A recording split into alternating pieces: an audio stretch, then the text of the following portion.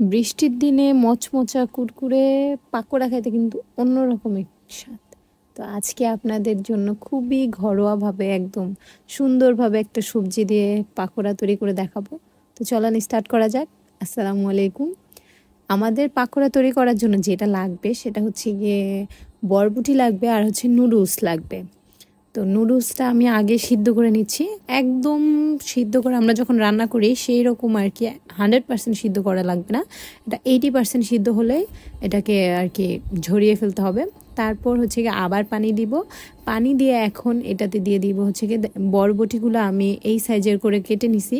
তারপর এখানে দিয়ে দিলাম লবণ আর হলুদের গুঁড়া দিলাম, হাফ চা চামচের মতো হলুদের গুঁড়া দিছি। তো এটা এখন জাল করব, মানে সিদ্ধ করব।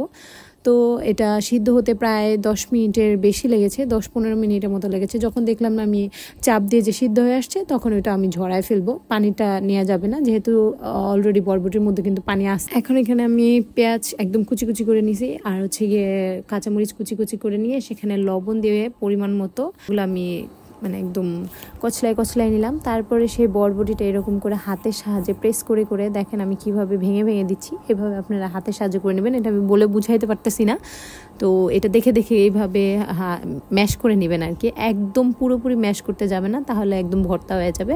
এটার মধ্যে একটু একটু আস্ত থাকবে, একটু একটু গলে যাবে, এরকম হবে আর কি। তারপর নুডলসটা একটু এইভাবে চাটকায়ে দিয়ে দিবেন। তারপর ভালোভাবে মিক্সড করতে হবে যাতে নুডলস আর বরবটির যে মিক্সটা আছে, যে পেঁয়াজ মরিচ দিয়েছি, পুরোপুরি সম্পূর্ণ ভালোভাবে মিক্সড হয়ে যায়। তা না হলে এক জায়গায় দেখা যাবে নুডলস থাকবে, আরেক জায়গায় হচ্ছে বরবটিগুলো থেকে যাবে, আরেক জায়গায় পেঁয়াজ মরিচ থেকে যাবে, সেটা কিন্তু খেতে একদমই ভালো লাগবে না। তো ভালোভাবে মিক্সটা করতে হবে। তো এখন ধনেপাতাও একটু দিয়ে দিলাম, আপনারা চাইলে ধনেপাতা অ্যাভয়েডও করতে পারেন। তারপর হচ্ছে এখানে টেস্টটা বাড়িয়ে তোলার জন্য একটুখানি 1 প্যাকেট ম্যাজিক মশলা দিয়ে দিছি, যেটা কিনা ম্যাজিক মশলা 5 টাকা করে পাওয়া যায় সেটা, আর হচ্ছে একটা ডিম দিয়ে দিলাম।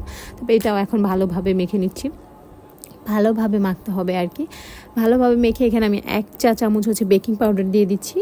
তারপর হচ্ছে গিয়ে 4 টেবিল চামচের মতো আমি হচ্ছে গিয়ে বেসন দিছি, আর আমাদের বেসনের মধ্যে হলুদের গুঁড়া, মরিচের গুঁড়া, তারপর হচ্ছে লবণ, গোলমরিচ, তারপর গরম মশলা, এগুলো সব মিক্সড করা থাকে। তো আমার এগুলো আলাদাভাবে দিতে হয় নাই, আপনাদের যদি না থাকে তাহলে গরম মশলা একটুখানি গুঁড়া করে অল্প পরিমাণ দিয়ে দিতে পারেন। তারপর এখন এটা সুন্দরভাবে চ্যাপটা করে এখন এটা অল্প আঁচে সয়াবিন তেল দিয়ে ভেজে নেবেন, মানে এটা একদম মৃদু আঁচে হবে, তা না হলে বেশি যখন জাল দিবেন তখন দেখবেন যে ভিতরে কাঁচা রয়ে গেছে আর আপনার পাকোড়াটা সুন্দর হয় না। আর পাকোড়াটা হচ্ছে গিয়ে মচমচে হলে বেস্ট হবে। এটা একদম যে মচমচা হবে তা না, এটা 2 পাশে ব্রাউন কালার হবে, বাট মাঝখানে এটার একটা জুসি টাইপ থাকবে, মানে একদম মাঝখানটা একদম কড়কড়া হয়ে যাবে না, যেটা কিনা আমরা পেঁয়াজও ভাজি, পেঁয়াজের মধ্যে একদম মচমচা হয় সেই রকমটা না, এটা একটুখানি জুসি থাকবে, যেহেতু এটা সবজি পাকোড়া একদম মচমচা করতে গেলে পুড়ে যায়।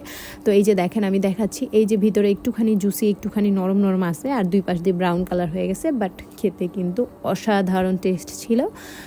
আমি ভেবেছিলাম যে হয়তো বা অত স্বাদ হবে না, হয়তো বা অত মজা হবে না, বাট ফার্স্ট টাইম ট্রাই করছি, আলহামদুলিল্লাহ পারফেক্ট রেজাল্ট ছিল, আমার বাসার সবাই পছন্দ করছে।